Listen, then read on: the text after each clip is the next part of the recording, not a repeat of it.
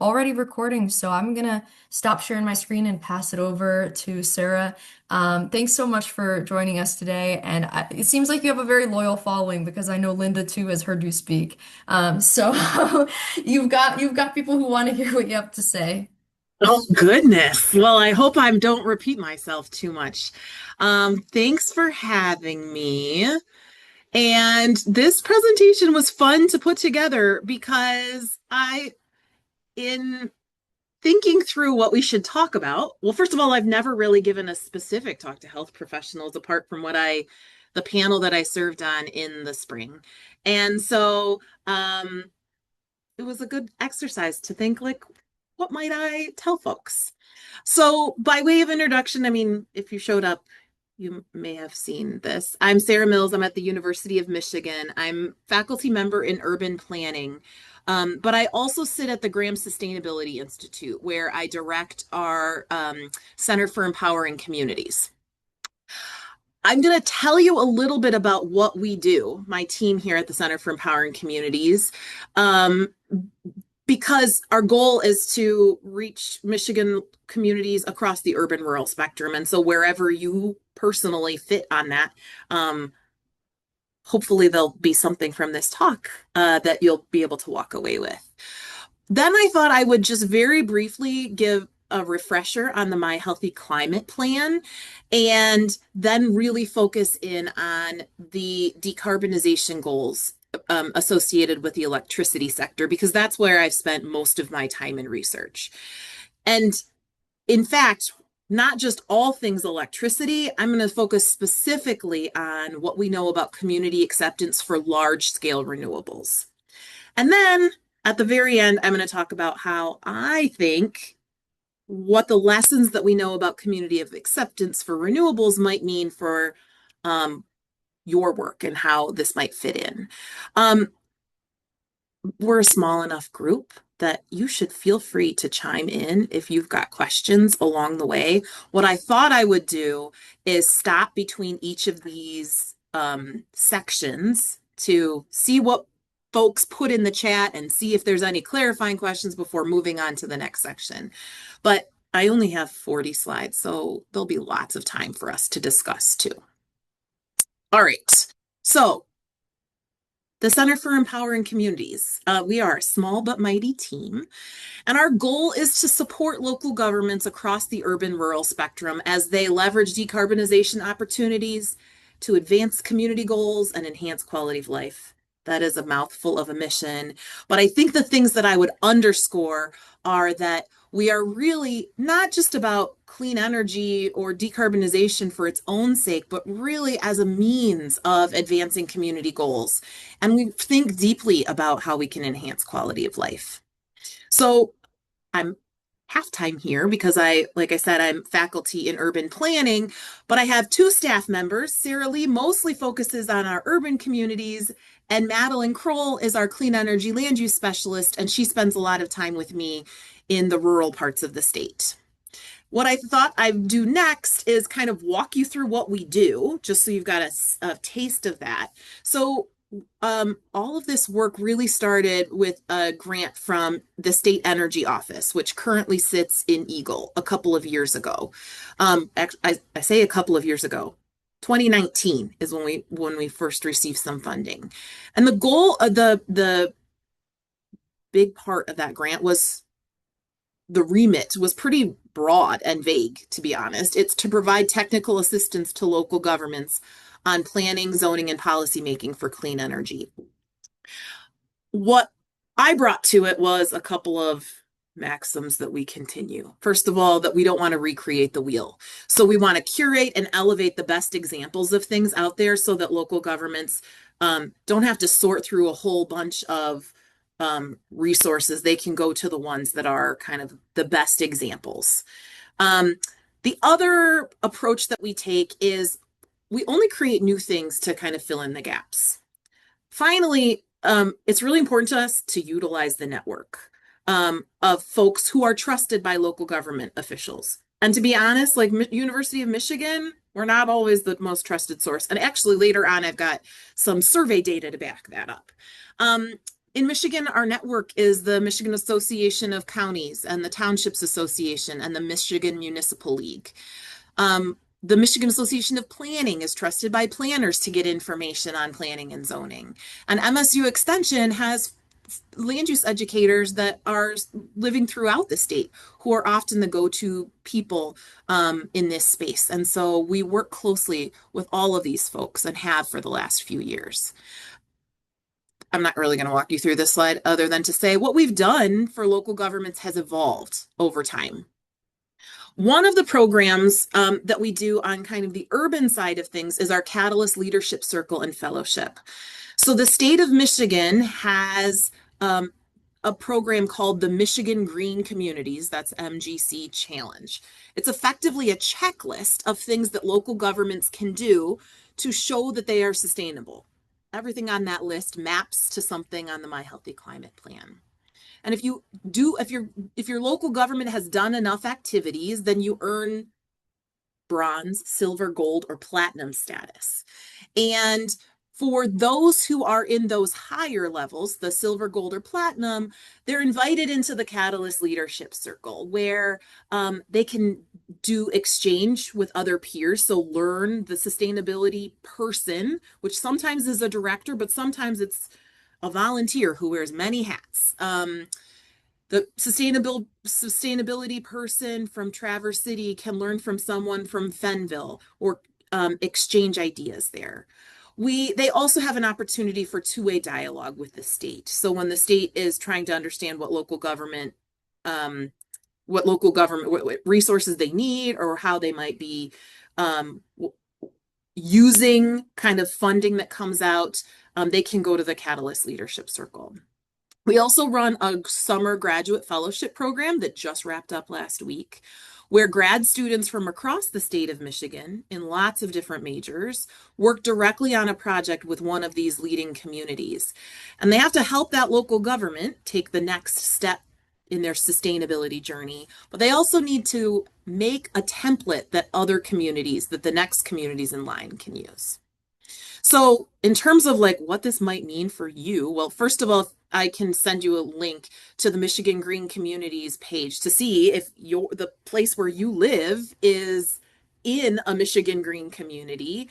And you can encourage the community to participate. So there are about 50 jurisdictions out of the state's 1,856 local units of government. About 50 of them are certified as a green community. And both getting more communities involved, but also like encouraging those that are involved to more actively participate is something that you can do. We also have resources that help those local governments. So if you're curious about what your local government can do to advance walkability, like we've got a number of resources on that. Another program that we run is Sustainable Towns. And so this is where we get undergrad classes at multiple universities, both University of Michigan, Ann Arbor, and also U of M Dearborn so far, but we're looking to expand. We help them get those next communities in line. So effectively, those undergrad students fill out the checklist, work with the local government to fill out the checklist to figure out if they are a Michigan Green community, and work with them to effectively surface what the community priorities are related to sustainability, to tee up future projects, and also to, if there's some projects that are almost there that just need a little bit more capacity, effectively those students are able to work on that. If you go to the Michigan Green Communities website and your town or city or township or county is not one, suggest that they join. Right now, we're actually looking for local governments that can work with students for this fall, actually. So urgent request, I guess. Another thing that my team does is we staff the Renewable Energy Academy. So this is a program through Eagle that provides technical assistance for local governments in navigating planning and zoning associated with energy infrastructure. So we've got guidebooks and templates. We give in-person presentations to planning commissions and governing boards. We connect local officials to topical experts. So if you want to know the impact of solar on soil health, we've got experts that we can link you to. And also we run bus tours so that we can take these local officials out and to see a wind farm or a solar farm. You can see here, we've got guides on energy storage, solar. We've done some like I'll talk more later on about economic benefits associated with renewables, but we have a guide specifically on strategic use of the revenues that come. And then it's a little bit different, but it's kind of all in the same ilk and funded by Eagle. We also have this guide that we put out in February called What Michigan Local Governments Should Know About Data Centers. And so all of my life these days is traveling the state talking about data centers. Um, in terms of opportunities, like this is, if you want to know more about any of these technologies, like the first half of these guides is just effectively what is battery energy storage system? What are the pros and cons that come along with it? And then the second half is what local governments can do in their zoning to direct that kind of infrastructure to appropriate places in their jurisdiction. Okay, so for a minute, I'm going to pause. I'm going to open the chat to see if I see any questions. I don't see anything here for me. Is there anybody clarification of who I am or the kind of things that I work on? You can raise your hand or just chime in. Okay, then let's talk about the My Healthy Climate Plan. So this plan was adopted in April of 2022. It was originated out of Eagle with a kind of a number of working groups coming up with recommendations for how we get the state on a better climate trajectory. Part of this was included a greenhouse gas inventory effectively by sector. And then the plan is divided into the different actions that should be taken to address carbon emissions in each of these sectors. So for transportation, for example, increasing public transit is one of the strategies in the guide. Electrifying vehicles is another. Creating more walkable or bikeable neighborhoods to cut down on transportation emissions is one, as well as manufacturing to support EVs. There's a slight code here in that the things that are dark blue, I think apply across the urban rural spectrum. The things that I put in more this like teal color are ones that tend to be a little bit more urban actions. So public transit, while we can certainly have public transit in rural places, and that's actually really important, it is often thought of as more of a tool that is viable in more urban places. And similarly, more walkable and bikeable neighborhoods, just by their very, the talk about it, it is more viable in urban places, or it's something that we're talking about for urban places. If we're thinking about the next kind of emission sector of industrial emissions, some of those actions include clean tech innovation hubs, tripling the recycling rate, carbon capture and sequestration, hydrogen production. Here in green are things that tend to be a little bit more rural or focused in kind of rural areas. Not exclusively, but I often associate them with things that may well happen in the state's rural places. If we think about, oh goodness, I need to hide my meeting controls because I can't, or move it just a minute. If we think about the built environment, these actions are associated with natural gas, propane, and oil effectively heating the heating that happens mostly in residences or commercial association or commercial buildings. The tools here are repairing and improving buildings, increasing energy efficiency, electrifying space heating, and weatherization technology and jobs.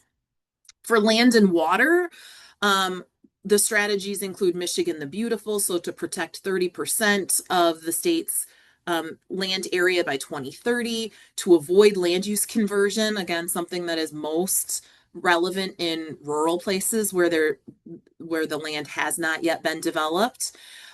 Climate smart agriculture, cutting food waste, buying Michigan ag campaign is one of the strategies. And the strategy that I spend most of my time focused on is in the electricity sector. So the plan laid out goals, but it was just a plan. The plan was actually given teeth, though, in 2023. There were a package of bills that were passed, but one of them effectively said to the utilities, you must increase the amount of power that comes from renewable and clean sources. So what that law requires is that the utilities get 50% of their power from renewable energy by 2030 and 60% by 2035. There's a separate standard for clean or carbon-free energy. So everything that's renewable is considered clean, but there are some additional things that come in clean or carbon-free that are not in renewable, and that includes natural gas with carbon sequestration and nuclear. Those count as clean, in addition to everything that's renewable. And so there's goals to be 100% clean by 2040. The utilities must procure 2,500 megawatts of energy storage by the end of 2029, and they need to increase their cap on allowing people to put solar panels on things like their roof or in their backyard. Previously, it was 1 and 2%, depending on the utility. Now it's 10%. So this was a really big deal.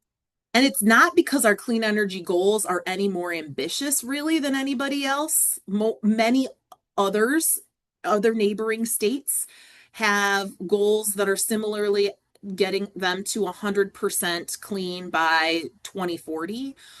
The thing that makes Michigan's package of bills uniquely ambitious is that we are starting from so much dirtier than so many of our neighbors. So this is showing clean sources. So again, that includes natural gas with sequestration, which we don't have right now, but also nuclear, which we have quite a bit of right now. And so we're at 38%. If you just look at the renewable energy portion, we're currently, when this law passed, we were at 15%. This was in 2023, and the utilities need to get to 50% by 2030. So 7 years to go from 15% to 50, which is pretty ambitious. That's effectively going from 8 gigawatts of renewable energy then to 60 gigawatts of renewable energy by the time we get to 2035. We already have a number of renewable energy projects across the state. The map is a little bit older because it's no longer produced as nicely, but you've got a sense of kind of where there are solar projects here in yellow and wind projects in gray. You don't need to know what a megawatt is, though I'm happy to talk about it. But the important thing is just kind of pay attention to the size of these numbers. So almost 4,000 megawatts of wind, almost 3,000 megawatts of solar, about 120 megawatts of energy storage. That's what's built and operational today. I actually pulled these numbers this morning. But what I also pulled this morning is what is being planned for the state of Michigan. So there's about 4,000 megawatts of wind already built. That many more are being planned. There are about just shy of 3,000 megawatts of solar now, but there's 13,000 megawatts in the queue. There's similarly 13,000 megawatts of energy storage and some hybrid projects where it's a mix of these technologies.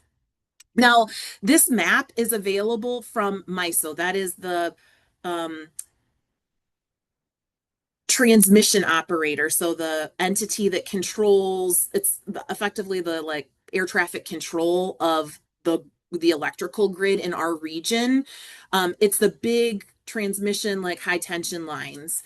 And in order to add a new power plant onto the transmission lines. You need to make sure that there's space on those lines effectively. So we have this map because these are all projects that are where developers are studying what it would cost to add those projects on and whether it's feasible from an engineering perspective to add those projects on. So not all of these projects will be built, but many of them will, and many of them will need to be built in order for the utilities to meet the clean energy goals. How much of them we ultimately need? Honestly, no one knows. Right now, there's some work going on in Eagle to understand kind of how much clean electricity we do need. In part, it's a tricky answer. We can, if the amount of electricity that we use stays the same, we can do some math to calculate kind of what does it take when you retire some megawatts of coal, how many new solar projects do you need to bring online? But we're also in this process of the whole My Healthy Climate plan, which is we're electrifying vehicles. And so we're increasing the amount of electricity used for the transportation sector, for example. But the best guess is that we need about 42 gigawatts of solar, which roughly is about 420,000 acres, so 656 square miles. The best guess is that we need about 15 gigawatts of wind, which is roughly 5,000 wind turbines. That would be spread over like 1,600 square miles. That's not that it's on every square inch of those 1,600 square miles, but the kind of edges of the wind farm. So, and to put it in perspective, the lower peninsula of Michigan has 40,000 square miles. So building that out is about 6% of the lower peninsula. And this is with these kind of best guess back of the envelope calculations. Like I say, there's more information coming out now. But I would also say that this back of the envelope calculation was done prior to data centers. And data centers are a big user of power and so may effectively grow our electricity demand much more than was anticipated in these numbers. Something that I think is important to the rest of the story that I'll tell is that the footprint of renewable energy is different than the footprint of the power plants that it's replacing. So again, here you don't need to know what a megawatt is, but I'm holding constant the amount of megawatts, the amount of power that could be produced on that site to 1,000 megawatts. And for a natural gas or coal or nuclear power plant, you need about 100 acres. That's only for the power plant itself. It doesn't count the coal mines or the natural gas fields that are somewhere else. But for the power plant itself, it's about 100 acres. For that same 1,000 megawatts of solar, though, it's 50 to 70 times as much. So 5,000 to 7,000 acres. For wind, the wind turbines themselves don't take up tons of land. It's only about 5 to 10 times the kind of space for natural gas. But again, those wind turbines are spread out so that they effectively don't steal wind from each other. And so that's where you get those numbers of like how much land is impacted. It's much, much larger. Again, that's just for the power plant. That does not count the kind of mining functions. But what that means is that you can't just close a coal-fired power plant and put solar on and have the same amount of energy. So we have, in our clean energy transition, we are moving to other landscapes. We're having new sites of energy generation. And those are largely in rural areas because they've got the land to host this. I think this is my last slide before I stop. So, and I see some chat questions, which is great. Something that my students often ask, that I myself have asked, is like, why not just go small scale or distributed and use every rooftop? So one, we physically don't have enough rooftops for solar. And I am on a project right now where we're trying to quantify just how many rooftops do we have in Michigan? How far could we go towards our climate goals if we went in on rooftop solar? But another reason that you can't just go rooftops is that densification. So having people live in more dense environments. So that's often apartment buildings. They may have the same rooftop space, particularly if you're thinking of apartment buildings that are built up. They have the same rooftop space, but they have more building, more activity happening in the building. And so we have um, density, which is a good thing for the climate from walkability perspective, also results in effectively fewer rooftops per person. And so that's one of the reasons why that's tricky. But also the cost of small scale generation is um, more expensive on a per megawatt basis than large scale generation. And some of this is economies of scale. Some of this is things that we can totally fix, though. It just takes a lot of building permits, for example, to add up to the if you're doing rooftop solar compared to if you are getting um, solar on 1,000 acres of farmland. Like um, the amount of what's called soft costs. Like there's just a lot more engineering work that goes into and paperwork that goes into kind of rooftop or smaller scale systems compared to larger scale systems. I'll be honest that I think we need both large and small, but this is among the reasons that I typically focus on large, which is what I will do in the next section. But I'm going to stop for a minute and see what questions came in and also see if anybody has things that they want to not type in here but vocalize. Yeah, Sarah, for Um, the sake of the recording, I'll read out some of the chat questions here. It was mentioned here that MICA, our org, was a large part of the coalition in terms of getting the passage of the 2023 clean energy laws. So we did want to kind of promote ourselves in that regard. And the framing around that was connecting the dots between efficient clean energy and how that it improves human health by cutting pollution, but also, mitigating and potentially reversing climate public health challenges. So there's that. Obviously, we've been part of the discussion in terms of responding to efforts to repeal the 2023 clean energy laws. So that's not a question, but I do think it'd be interesting toward the end to talk about the repeals, given that that's been a recurring thing. So, moving from that comment to actual questions, Lisa here said that the rapid transition to clean energy is one of the reasons that we wanted to hear from you, and that we'd love to learn your insights about how we can use our healthcare voice to correct misinformation surrounding wind, solar, and battery storage, especially in rural areas. well, that tees up exactly what the next two sections are going to be about. So I'm going to say, Lisa, amazing question, and I'm going to get there.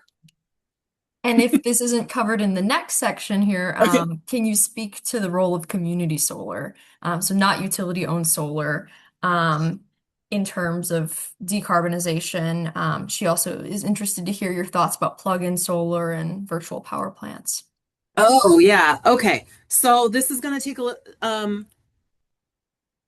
I'm not going to assume that everybody knows community solar. So bear with me for a minute. Community solar, well, first of all, it's a term that can mean lots of things, but typically what it means is a um a solar project. Usually it's um a front of the meter project, which means the power that is generated goes directly into the grid. Usually it doesn't have to be that way, but usually that it happens. Where people subscribe to that project. So rather than owning solar panels on your roof, you buy effectively a share into a community solar project so that when those panels are producing power, it's as if you're credited on your bill as if those solar panels were on your roof. Um, so it's a way for people who may not have a roof that's suitable for solar, or again, those people who may live in an apartment building who don't have the authority to put solar panels on their roof to participate financially in clean energy development. Also, because it's kind of people ownership of that solar project, um, very often you're able to get better rates than if you um, were to uh, participate through utility program. Usually community solar projects are through utility programs, but Michigan is one of the places where community so where utilities are not required to offer a community solar program. And so this is a piece of legislation that comes in that is introduced almost every legislative session for the last 10 years. Maybe it is every legislative session. I haven't looked at it, but that effectively legislation is often to authorize or force the utilities to offer community solar projects. I've done some testimony before. I'm kind of agnostic on the ownership model associated with community solar, but I'll just flag that those community solar projects tend to be smaller. And you're going to see that I'm going to talk about the role of scale as it relates to community acceptance. The other question in here was about plug-in solar. So sometimes that's called balcony solar, where effectively you have a solar panel that you literally plug into your outlet, and rather than in your house, and rather than taking the power, it's feeding power back into effectively the wires in your house. This is popular in Europe and some other places. We're just starting to see it in the US. And I believe that I saw that one of the utilities in the Upper Peninsula is experimenting with this now as potentially a way for more people to participate in solar energy. Virtual power plants, these are like graduate level policy topics. But virtual power plants are effectively where a whole bunch of distributed energy resources. So distributed energy resources can be rooftop solar. It can be batteries like Tesla power walls or battery storage systems in your home, but it can also be things like the ability, like a programmable thermostat, or smart appliances that say we're not going to, like where you can effectively say we're going to turn off the dishwasher right now or the dryer right now. Virtual power plants effectively allow these distributed energy resources to be bundled together so that they can more effectively help with the proper operation of the grid.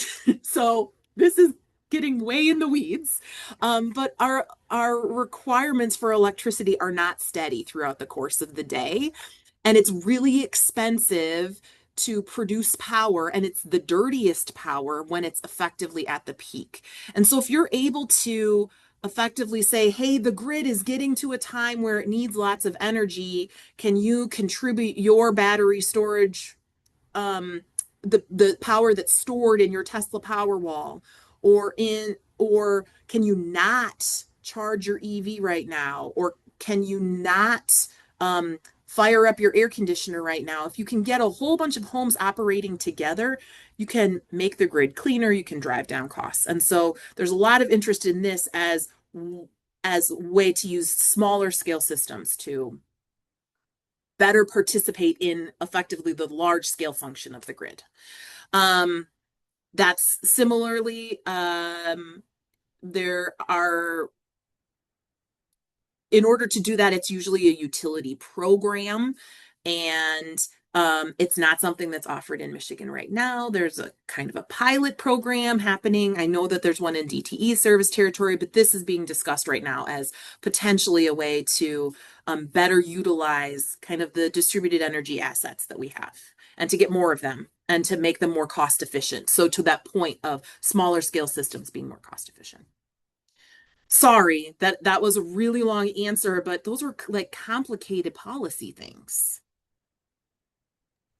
Thanks, I Sarah, for hopefully that answering answered that. That was the reason why I asked about virtual power plants, because you said there was limitations in geography and the relative expense of small scale, and I was wondering if that would lower the price of the small scale. So that's helpful. Thank you. It should, because typically what it does is if the small scale is able to come online and to put electrons not just to your home, but into the grid at those times of peak demand, um, the power plants that are normally like operating in those energy markets get paid the most during those times of peak demand.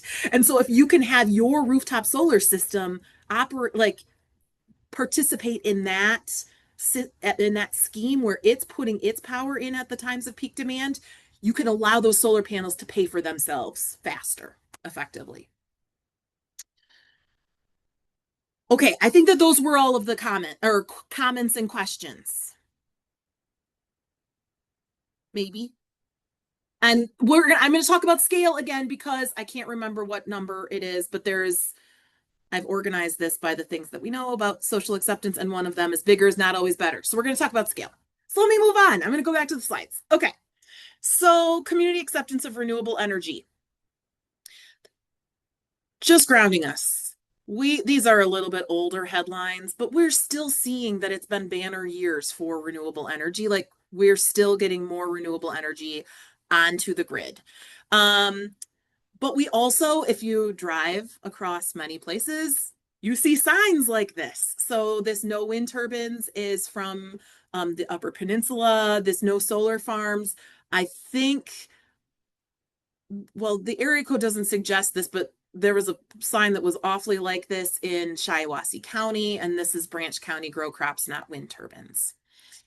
So some of my research, most of what I do is very applied, but some of my research is trying to understand how and why we see these different reactions from not a willing host, don't put wind turbines here, to yes, please, bring it on. So what I'm going to go through is what some of my observations and some of my random research projects add. And you don't need to read these because I'm going to walk you through 1 through 6, and that bigger is not always better is number 4. Okay, the first thing though that might be helpful is to understand wind energy development, and this is also similar for solar, so bear with me as I walk you through this very ugly animation. If you're a wind developer, this is a rural place. What you need is land to site your wind turbines. So typically wind developers enter communities and get people to sign up their acres in an exploratory lease arrangement. So it's a short-term arrangement where just making sure that another wind developer can't come in and lease up that same land. The landowner can continue to use their property while the wind developer is amassing enough property. Once they get enough property for a viable wind project, they effectively take that information, give it to their engineers to make sure that the wind turbines are appropriately spaced so they don't steal wind from each other, because they can do that. If one turbine is in the wake of the other turbine, it leads the downwind turbine from not generating as much power. But they also need to comply with things like zoning. And if they find a bald eagle's nest, for example, they've got to make sure that they're far enough away from that. So with that information, a wind developer then decides where to put their turbines. In some of the first wind projects in Michigan, it was a winner takes all model, where the person who owned that property where the wind turbine was ultimately sited effectively is paid for the amount of land that's taken out of agricultural production for the wind turbine itself and the access road, which honestly is a very small amount. But then they're also given a royalty, a share of the profits that are made from the wind development. And this is drawing from information from my dissertation, which is now embarrassingly 11 years ago. But back then in the winner take all model, you could get between $12,000 to $15,000 per year per wind turbine. That model, though, was quickly in Michigan replaced with the newer model of pooled royalties. So, and by quickly, I mean like even projects that were in 2012 started to have the pooled royalties model. In this situation, every person who signed an exploratory lease shares in those royalty profits. So if any landowner who had 100 acres would get the same kind of royalty check, if one landowner also had a wind turbine on their property, then they may get more in a disturbance payment. But effectively, it's just taking the money and sharing it with more people. And I effectively found it's more or less the same amount of money.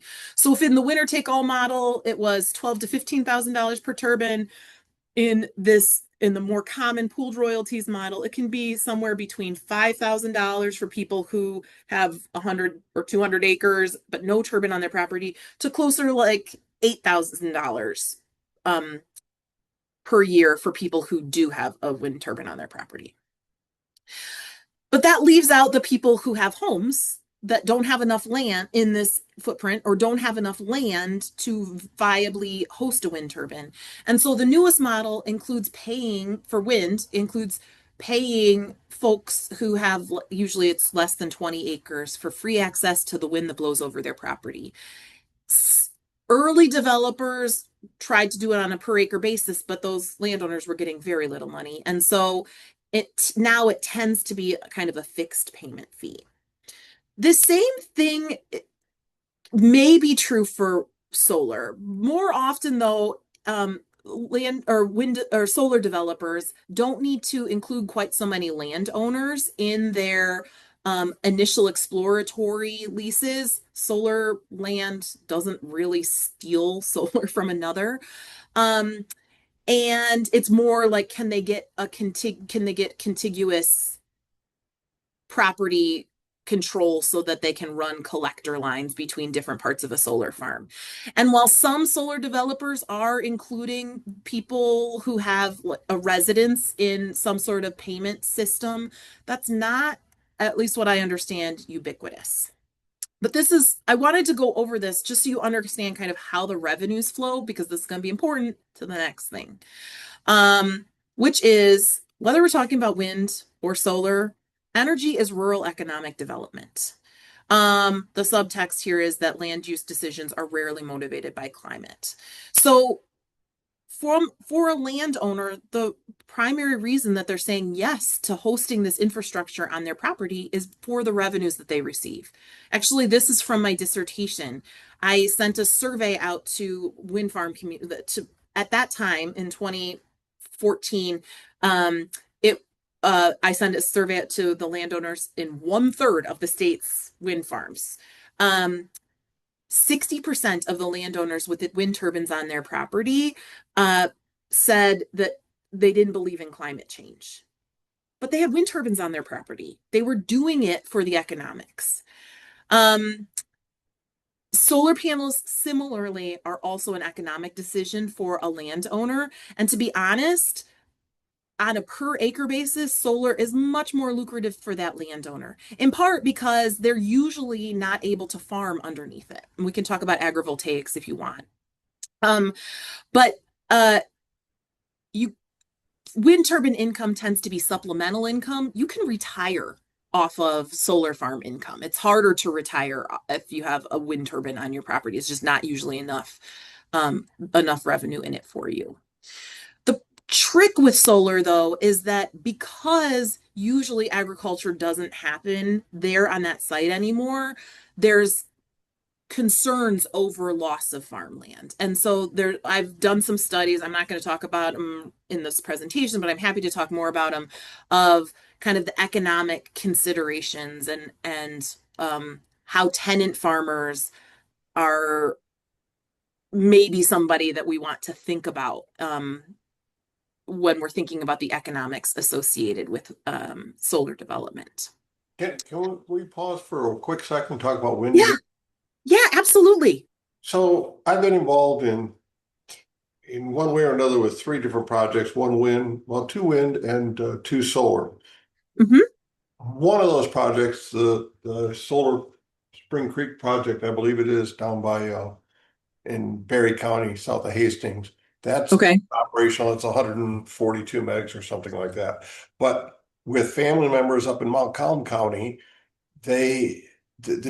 my take on this is there's a huge distinction between wind and solar in that people don't like the look of the turbine. They say aesthetically it's not pleasing, even though people say you'll get used to it. That's not what you want to hear.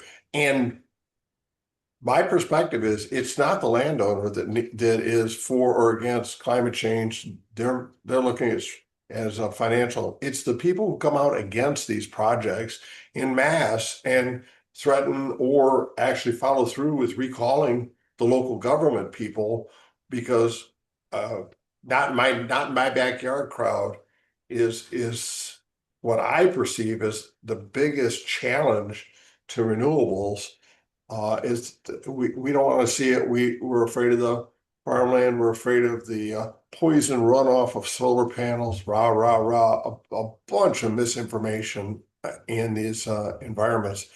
Personally, we've got 42 panels on the house and another building. We drive electric. We just bought a 60-inch electric mower. We're electrifying. But to convince people, I just had a farmer farms 25,000 acres. He calls me today and says he can run propane generators cheaper than he can put up solar panels. I said, not true, not true. So how do you get past the not in my backyard crowd? And how do you get past the aesthetics of a wind turbine? That is a fantastic segue to my next slide. I think it's the next slide.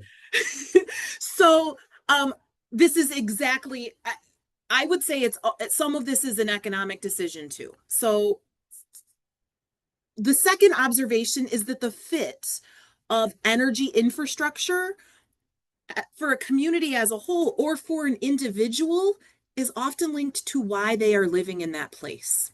So here's two images. One, I think they're both taken from Facebook, to be really honest. This is Pure Michigan Ag Tour from, again, probably a decade ago with wind turbines on the horizon. And this is this Pure Michigan to you, right? Too many, too tall, too close. I don't do tons of published research, but we did do a paper looking at this. And I'm going to get to solar too, I promise you. This paper was called Farmers versus Lakers. And what we tried to do is to see, like, are there patterns in places where wind energy is really contentious?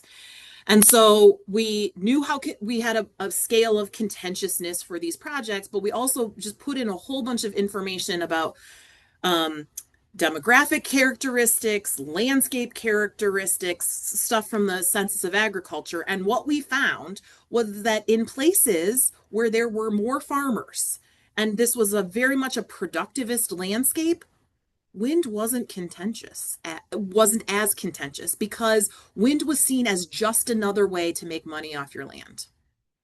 By contrast, where the landscape and people were living there for aesthetic reasons, wind was more contentious.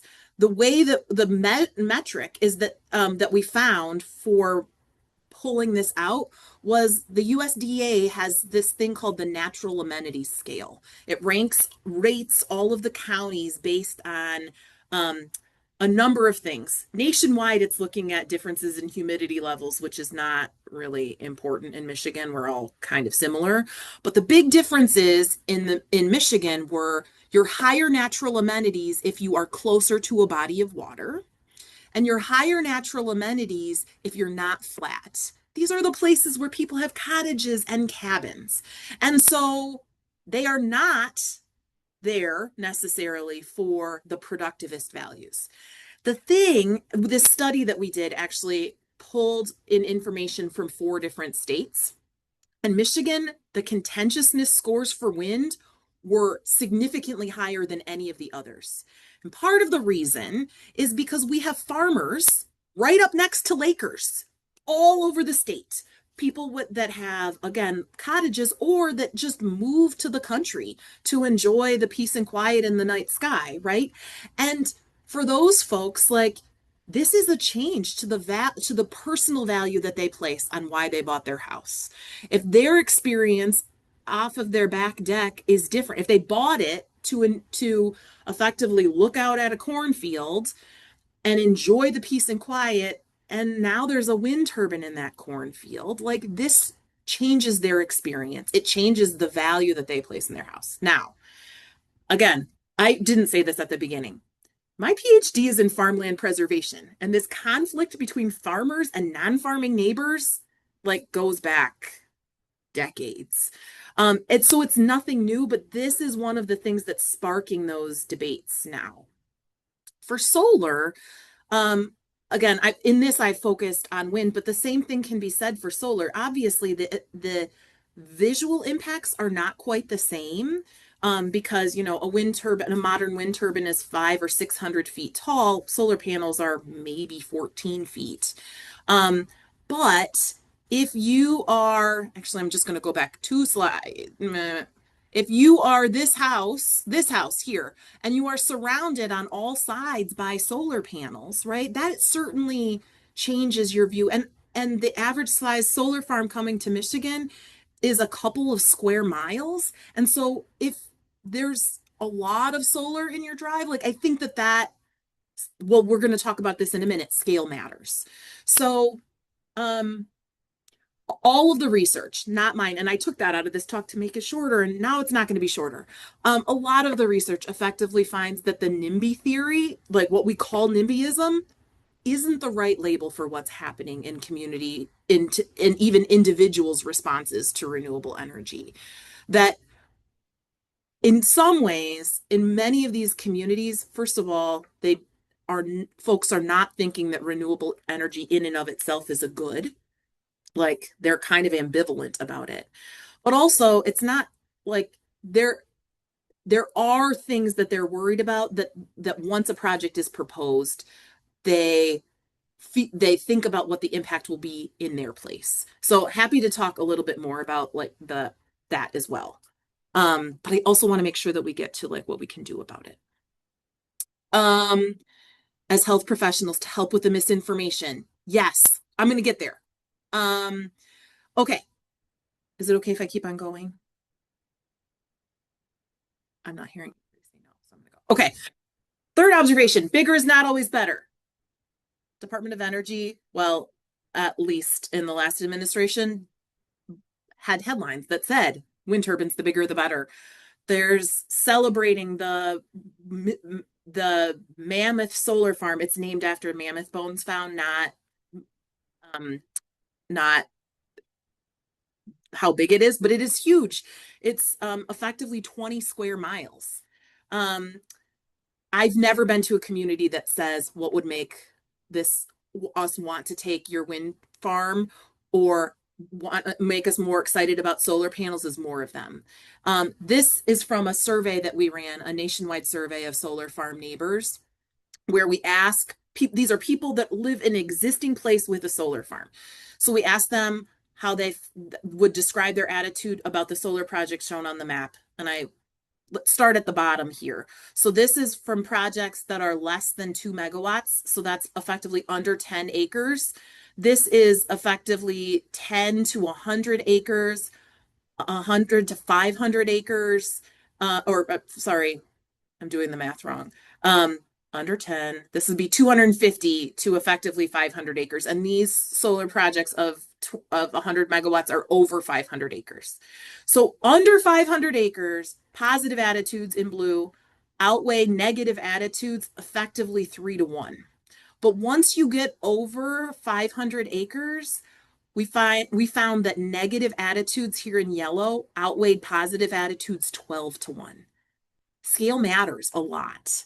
And it's tricky because those bigger projects often are cheaper projects. But bigger is not always better to community members. Fourth thing that I wanted to share is that people often care most about local impacts, or I would say in the healthcare place, impacts on them. So once upon a time, I was giving a talk about wind energy. A lady followed up asking about impact of loons on wind, the likelihood of wind turbines impacting loons on her lake. And I didn't know. I said, here's some environmental organizations I can put you in touch with. She chose the one that she wanted. They wrote her an email back saying there's not very much research on wind turbines and loons, but what we know is that climate change is impacting loons. And this is her response. All I wanted was an answer to my question of wind turbines placed close to inland lakes and the effects on migration of our lake fowl, not a lecture on fossil fuels. She came at this from an environmental perspective. And what she really wanted to know was the local impacts, not the overall broader impacts. If you are thinking, how does this apply to, like, this is the most direct thing that will apply to health, and I promise I'll get there.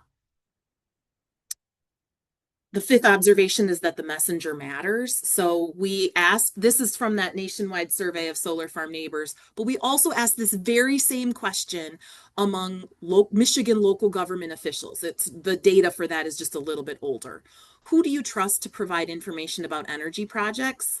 And the most trusted people are people who are neighbors of existing energy projects, or nonprofit organizations focused on energy, or community organizations. University staff aren't too bad. I don't think that anybody's done a survey asking about health professionals, but maybe in the future. But what you can see is government officials and energy developers themselves are the least trusted folks to get information about energy from. And the final observation is that those with strong opinions show up. So this was data from 2017. It was the time that I was doing a second survey of these wind farm communities. At the same time, I was out with my survey asking, among other things, that the respondents' willingness to host additional wind turbines in their township. This was in Huron County. There was also a vote. There was a referenda on a rezoning that asked, will we say yes or no to this, to having additional wind turbines in our township? The support, the yes votes, lost the day. It was 45% yes votes, 55% no votes, where my survey results would have suggested it was going to be close, like that it was going to be much closer, and that the yes votes might win out. And so the question is, like, is survey research bad? Like, what happened here? And so I went back and did more digging because I was kind of questioning what happened. What happens is, if you, first of all, more people in these townships took my survey than voted. So we know that voter turnout can be low. But also, if you just take the portion of people who felt very strongly, and the people either on the positive side or the negative side, you can see that the ratios are much closer to how people voted. It's the people with those strongest opinions who do show up. Okay. Let's see. Lisa said, let's talk about what we can do as health professionals with the misinformation. So this is what I am here to talk about. So let me walk through each of those 5 or 6 things. And then I'll stop sharing my screen so that I can better have a conversation with you. Okay. My first observation to energy as rural economic development. I think it's really important to know your audience. So, and not talking climate in rural communities or places where you're going to lose it. Talking climate is going to lose some people. Talking economics loses none. The people who know the impacts, I think the other thing that's really important is know the impacts of renewables on the things that rural folks care about. Now, if you're in a progressive community where climate is not something bad to talk about it and demand consistency. Make sure you're putting your money and your policies where your mouth is. But I would also say, what kind of sacrifices in those places are you willing to be making for climate action? To the idea that fit is linked to why people live there, first of all, I think we need to be empathetic. I think everybody has a place that they would like to not see development, and your place might be different than mine. Where I choose to live might be different than the place that you choose to live, right? And I think doing a gut check about how you would feel if something were right next to your cottage, or if there was higher density development in your backyard if you're living in a city. Again, in a city, that higher density development is the climate action, especially in places where we have more jobs than we have people. There's a number of things that we can do in terms of project designs that may allow for a better fit. And that is less relevant for you. So I'm going to go to the next one, to the idea that bigger is not always better. Like, I think we do need some policies to take pressure off of gigantic projects. And we already talked about this before. Policies that allow for the expansion of rooftop and yard solar or small community solar farms. But I also think what's been really tricky is that because there's so much attention, because of the costs, the economies of scale of the large projects, that's where we're putting a whole bunch of our attention. And it feels to a lot of rural folks like they are shouldering the burden of this energy transition alone. And so one of the things that I think a lot about is what can cities do to do their fair share towards climate action? So energy efficiency is one of the things that they can do. Having smaller, more attached units is another thing that they can do. Neighborhood designs that increase walkability, thinking about geothermal, maximizing rooftop or carport solar. These are all things that urban places can do too. And so I don't know where you all are physically located or kind of the folks that you come in contact with, but I think encouraging on both sides, like, well, you'll see in a minute, like talking, making sure that you know the language of the folks that you're talking to, but also like thinking about what does climate action look like in your place. Okay, this is where I think there's the most direct link to health. People care most about local impacts. So one of the key considerations and concerns, and I am not a health professional. I tell people all the time, I might be Dr. Mills, but like, I am not going to save you on an airplane. But the thing that comes up an awful lot is associated with the noise. You folks know better than I about that there is no such thing as wind turbine syndrome.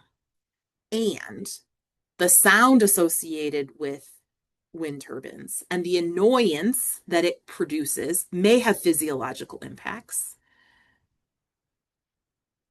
On a solar project, most people would not think about sound, but the inverter that takes that power that comes off of those solar panels and inverts it from DC power to AC power that can be used in the grid, that has mechanical noise. Some of them are quiet and some of them are not. Battery energy storage facilities similarly have cooling equipment and also inverters. And so being able, that is the impact. There's a lot of spaghetti thrown at the wall in terms of like what is going to happen if this project comes to town. But I think the one where you can uniquely contribute is to be able to think through the impacts of noise and human health. And while we know that climate change will impact all of our health, for these projects that might be the climate solution, if that noise is going to have some human health impact, that's really important to be acknowledged, because that, I think, is what the folks who are living around projects need to hear. It can be put into context with other localized, relatable harms, right? If there are other things that are allowed that, and again, this is where I'm not a health professional, so I don't know what all the research is.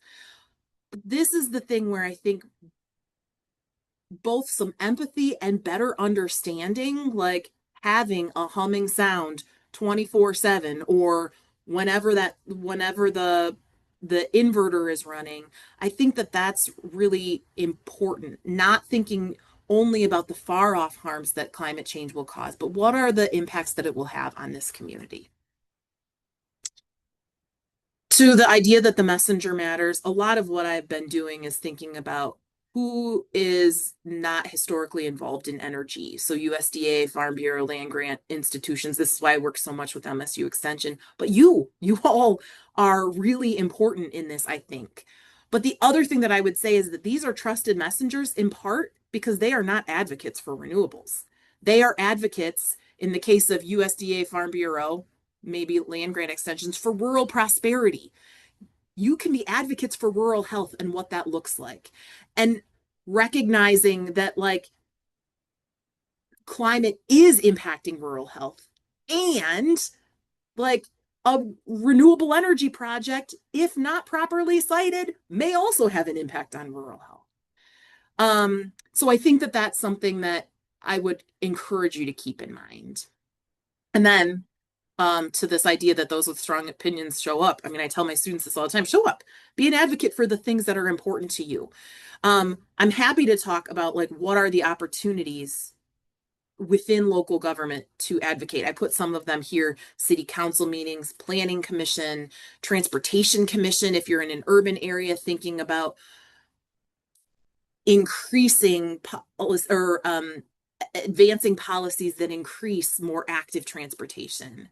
I would say you're going to be most impactful in whatever place you live or know best, again, because you're going to know what to say. But also, I think advocating for the things that you know best, and you're a physician, talking about health impacts, I think is really important. I'm going to just do this so I can stop the screen share and say, in closing, I think it's really important to recognize that all energy sources have trade-offs, every single one. Even that, take the thing that you think that there's no redeeming traits about, very often coal comes up. It's very often a huge property tax payer in the communities where there's a coal plant hosted. It certainly has its negatives, but it also comes with some positives.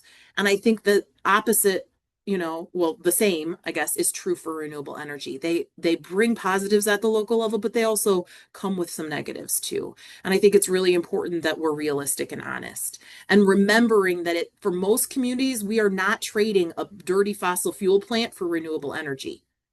Instead, they're going from being an energy importer to an energy exporter. And so they're going from a cornfield to a power plant now, rather than from a dirty power plant to a clean one. I also think the reason that I spend my time thinking about like the urban and rural sides is that they're both important in this. And I think that this clean energy transition is an opportunity to create an urban-rural partnership rather than stoke the divide, but there's things that we can do that actually make this divide worse. Finally, maybe this is cheesy, but it's the truth, is that the least controversial form of energy is energy efficiency. It's the energy that we never need to generate because we've been wise with our use of power. So I would say own personal action is conserve. All right, I'm going to stop and try to answer your questions.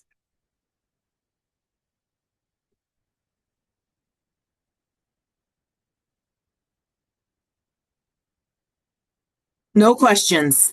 There's applause. There are some hearts. Seriously, like that's not like, give me the hard questions, guys, or tell me what I got wrong, or tell me. Mike has got a good question. Go ahead, Michael. And Yeah, then we'll go to the you, question Ken. about how much money we get back on our solar, and I have solar on my house, and I know I don't get $1 for $1 of solar I produce. Do the solar farms get a higher percentage? Is there more incentive for them?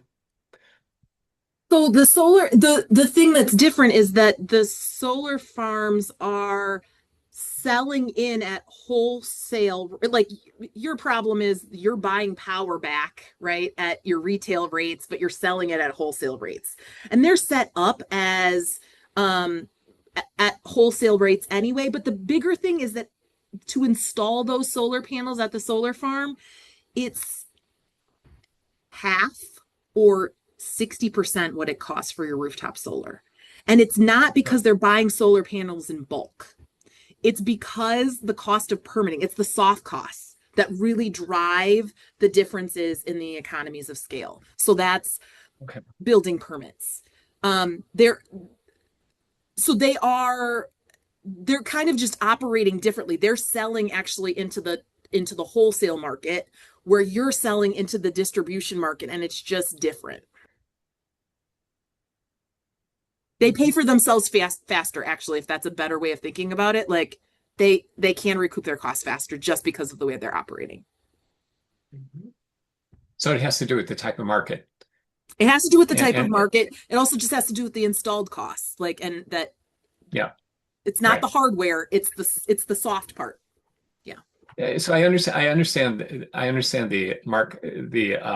installation costs, and I kind of get a feel for why it's maybe cheaper to put it on the ground than or whatever the reason. But the wholesale and the other market, that seems to be kind of mumbo jumbo. So why don't I, sell in the wholesale market too? Well, and this is It's not. exactly where VPPs come in. That's where by aggregating yours with your neighbors, you're able to effectively say, hey, we can offer you a different additional electrons now. Or again, one of the things that, let me back up for a minute. Sometimes industrial customers, users of power, they have different rates, right, than you and I have. One of the things that they pay not just for the megawatt hours, but they also pay for how much they're using, especially at peak. And they effectively are paid to not use power at some times. And so this all has to do with the fact that like our use of power throughout the day is not steady. And so when you can aggregate all of the customers together or many of the customers together, many of those small scale producers like you with the solar panels together, you're able to not just think about the megawatt hours that you're generating, but you're also able to think about, can you show up at those peak events, and overall kind of what capacity are you providing to the grid?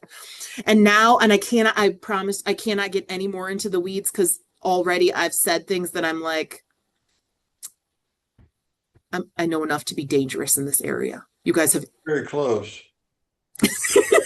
Well, the larger scale operations, they're providing it at the transmission level. So it's feeding down. It's like water flowing out of a lake. Yeah. Every one of us, everybody with household solar is pushing the water back up into the lake. And so it upsets the grid in a way that it's hard to balance. Like I'm out here on a rural single phase. That might not mean anything to anybody. But it's a technical issue. It works. Electrons go, it's a matter of potential. The solar panel produces a few volts above the local voltage, so it's going to head for the wire. And that's how that works. And it's physics. Great. But that doesn't mean that the network, the grid is built to take that energy coming from my rooftop and to get it across town. As long as the houses near me use it, great. But if it doesn't go past that, there's issues in the way the network's built that it's just not going to happen. Yeah. And sometimes by adding in for lines that are either well networked or for lines that are really at capacity effectively, sometimes you can use grid connected small scale asset like renewables to help alleviate some of the grid problems. But honestly, our grid was not built, most of our grid was not built to have two-way movement of electrons. It was effectively from those transmission lines, from those big power plants down to your house. And so this is where upgrading wires also is important in order to allow for small scale producers, people with solar panels on their roofs to better participate in and get compensated appropriately. And is that something that we can push our legislature to pass policies that require the utilities to upgrade, the grid so that we can handle two-way in a more distributed, way Yeah. of doing electricity? Because I it mean, sounds and like, the idea, Christopher, based on what you're saying, it's not the physics that's keeping it from happening. It's the way our grid is developed, has been developed. Is that right? I don't understand the physics of electric grids.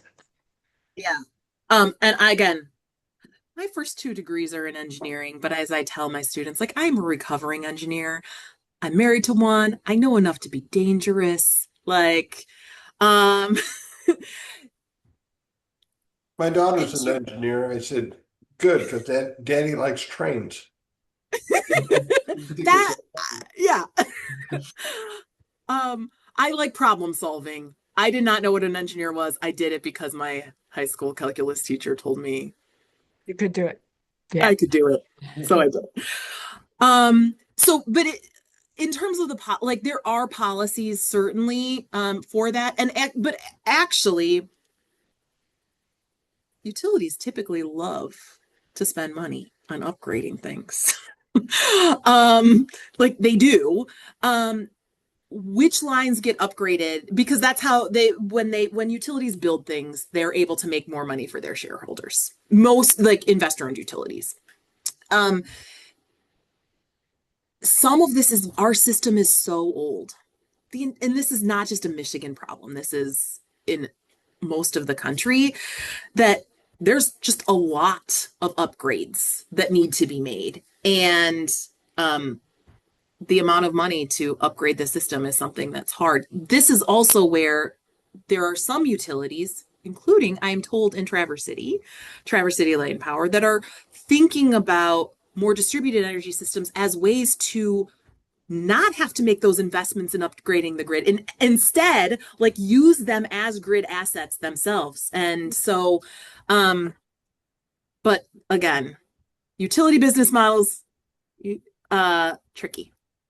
Yeah. We should probably answer Ken's and then go to answer yours, Joyce, because I think he asked first. Yeah. That's Yeah, okay. so just a quick one. I've been hearing and did see some things where farmers and solar panel they're integrating where if you see in the link that I provided, so they're allowing sheep that are grazing, the panels are put high enough so the sheep can be grazing underneath, so you're able to get kind of sheep grazing and doing the mowing for you, and then you're Nice. still able to capitalize on the solar energy derived from it. Yeah. The combination, the combination of those two things together, solar and ag on the same site is called agrivoltaics. 10 years ago, people were like, no way, never going to happen. And now we see it. The most common form that we see is in the form of sheep grazing. Cattle grazing, there might be a bigger market, but because cattle like to rub up against the poles, like you got to do deeper foundations, right? You don't do goats because goats are jerks and they nibble on the wires and jump on things. But this is something that I would even say 3 years ago, like it was niche, and now we're seeing more and more of it. In order for that to happen, though, like you need to have flocks of sheep that are there for the grazing, right? And you need to design that site to accommodate grazing. You need to make sure that there's water available for the sheep, right? You need to be able to kind of segregate them off to some areas, right? And so this is an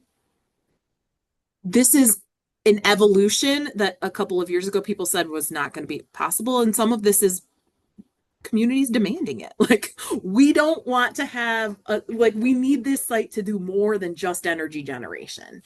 Yeah. So because you don't go to McDonald's for a sheep burger. I was gonna say, I'll be honest, like I don't want to downplay it, but like we apparently do have a decent demand for mutton or lamb, but not huge. And so like you can graze a lot of sheep on 1,000 acres. Like, and so if this were to go full scale, like our demand for sheep as lawnmowers is going to outpace like what we can do with the sheep later. And so this is where like thinking about what agricultural products might better mesh or like might also mesh is something that there's active research. Not MSU Extension. MSU has some work right now on solar going on at the Kellogg Bio Station. Active place. Here. Oh, Yeah. great. My Yeah, word. my limited question was like, is this what Ann Arbor Public Power is trying to do, to affect the distribution grid? And you see more smaller communities. Can we make our own power and share it neighbor to neighbor to neighbor and not need big transmission of power coming into the community? Can we take how much power can we generate for the neighborhood and then the other neighborhoods with geothermal or whatever, and be more decentralized, rather than having big power grid over there having to transmit it all, and then that would matter what kind of industries you have where. Is it more residential? But using those combinations of different types of power besides thermal or wind turbines and solar, looking at geothermal like Michael has, and thermal batteries and other kind of, be more strategic of what kind of power you are generating in what areas to provide the maximum amount of energy needed for those areas. Yes-ish. That's what I would say. We're done. So the sustainable energy utility is set up as a distributed energy utility. Like it's a public utility in Ann Arbor, but it's set up to be decentralized. Like it is not connecting to power plants. And because of that, to be honest, it's never going to supply 100% of the power 24/7, 365. In part because, so that's different than like the move for Ann Arbor Public Power, which is to effectively just take over the wires so that a municipal utility would own the distribution wires. But those distribution wires, unless you have power plants in the city, like you're going to get your power from the transmission grid. And I talk a lot about this in my class because it's really hard to be a clean energy island. Like in part to be able to provide that power 24/7, 365. In Michigan, for example, especially when we electrify everything and our home heating is also electrified. If it's geothermal, it's efficient, but you're using a lot of electricity for that, which is fine because you can clean it up much easier than you can clean up natural gas. However, it means that we're going to need that power in the dead of winter. And what is our solar resource in the dead of winter? There's some. You guys have solar panels on your roof, you know that, but it's not like it is in August, right? And so, and thinking about like how you are a clean energy island is not, I'm fair, like, it's tricky and it's not one that it's really expensive.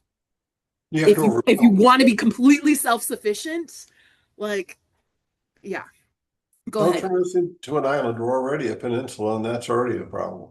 Exactly. I was gonna say it's really tricky for us right now because we are like as a peninsula, we are All not as well comes from the connected as south, other except parts of for the some that country. comes across the lake there in Canada. Yeah. Yeah. So I know we're almost at time here. I wanted to do one little final plug for our annual event in East Lansing, October 24th. I'm going to reshare that link. We're going to be focused on food systems, nutrition, how that relates to climate and health. But I did have a question too that's kind of timely in the sense where we at MICA are meeting with the Michigan Hospital Association next week to talk decarbonization in the healthcare sector, and kind of create a collaborative strategy for how to tackle that. And since you opened with recapping the My Healthy Climate Plan, looking at different sectors, I've heard some frustration that the healthcare sector was left out of all the sectors in terms of GHG inventories. And so I'm curious if there's anything that you would like us to raise at this meeting with the Michigan Hospital Association as like a potential opportunity to where we could bring in the healthcare as a sector that wasn't part of the My Healthy Climate Plan. Yes. Well, it's there, but it's kind of buried, right? Because it's considered in buildings, or it's really considered in buildings. Yeah. And I've heard that It's that's not, not really accurate because they're a high use. They're not like, they're not quite commercial and they're not quite residential, but they're definitely not industrial. But It's they eight require a percent of lot the of power. US.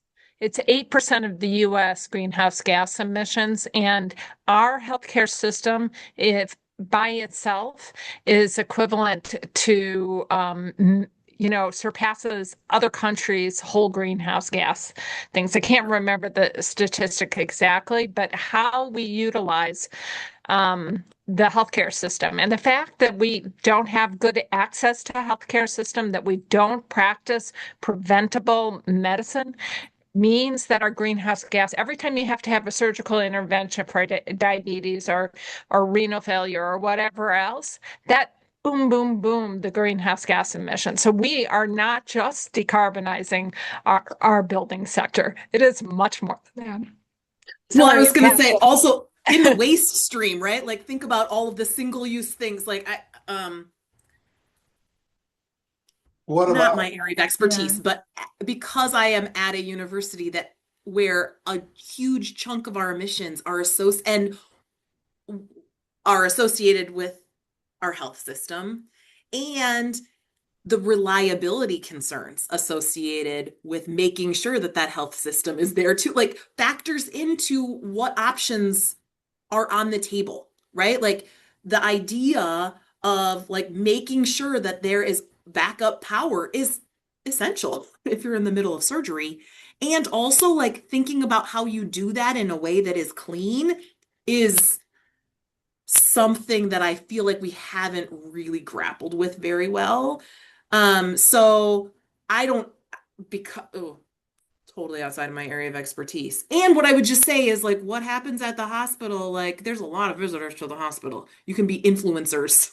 Like if they can visibly see things that they take home in everyday life, like I think there's an opportunity to have an impact beyond what is going on, but you need to make it visible to the folks who visit. Yeah. not leaving? Keep it simple. Okay, geothermal for the building, great. Why is there a ICE vehicle, internal combustion engine? There's an ambulance, a diesel ambulance idling outside the emergency room or multiples. Why is the Corewell Health vehicle for the security, why is that ICE? Why is that idling right outside the door? How come that isn't electric? How come there aren't electric chargers at hospitals for staff so that they don't have to drive an ICE vehicle? There's so many things. You can get rid of your generator and put in batteries and then have a backup to the generator to slow charge the battery.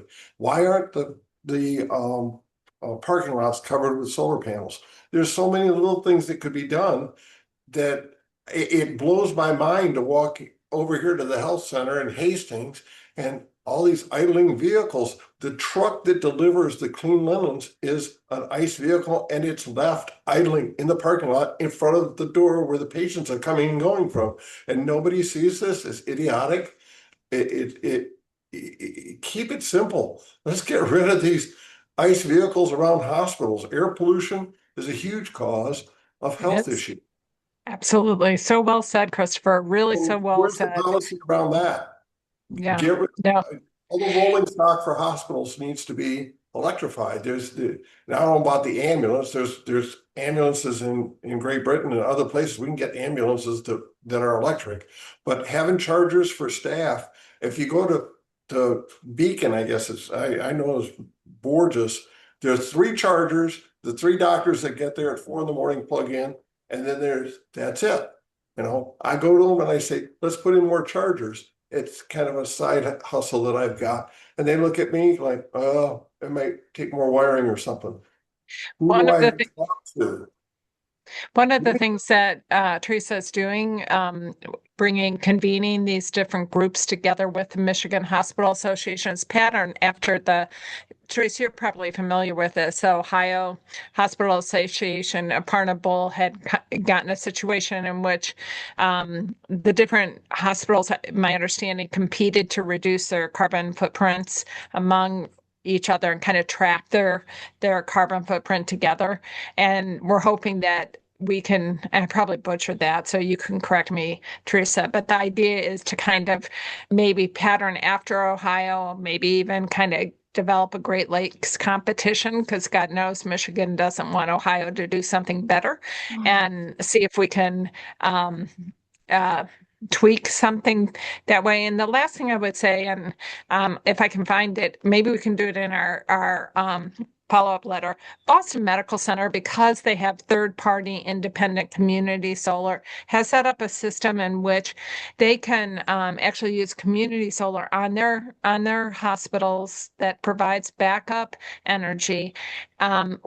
The excess solar that they produce is actually utilized for patients who are dependent on electricity to protect their health, and they offset those patients, a subset of patients, they have to qualify for it, their utility bills, so that they're helping and also having a backup supply. It's really, really an impressive system. Did you find it already, Teresa? Put it in the chat. Um, Anyhow, so yes, we could do so much better. And Sarah, thank you so much. I'll shut up. I took over, Teresa, and I do that all the time, and my apologies. But great conversation. Really Yeah, appreciate that. thank you all for joining us tonight. I feel like we could probably talk for hours on here.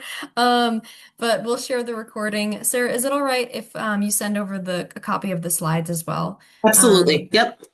Yeah. All right. Thank you, everyone. Have a great rest of your evening. And you can always contact us. Go to our website and find our information on there. Thanks.